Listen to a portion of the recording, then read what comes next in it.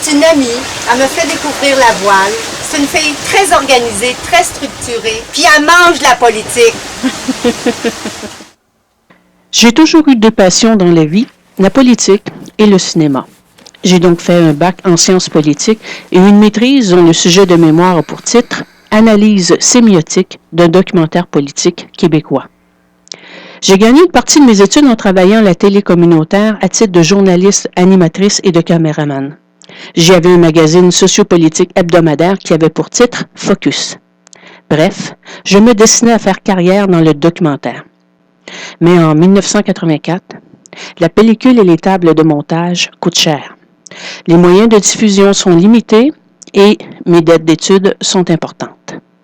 J'ai donc fait carrière principalement en communication avec une incursion dans le secteur des mesures d'urgence et de la sécurité civile. Je me suis également impliquée dans ma communauté.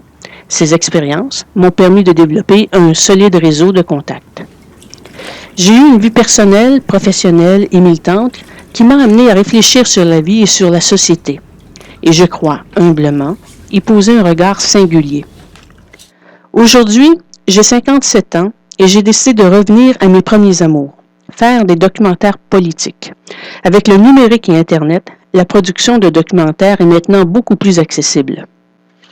Je constate que si j'ai les connaissances des contenus, que je connais certaines théories du documentaire, j'ai besoin de parfaire ces connaissances, de faire une mise à niveau des notions théoriques et techniques. De plus, j'ai besoin d'être plongé intensivement dans un milieu stimulant pour aiguiser mes réflexes, et c'est précisément ce que le microprogramme m'apportera. Ma décision est ferme. Pour les prochains 20 ans, je serai cinéaste documentariste.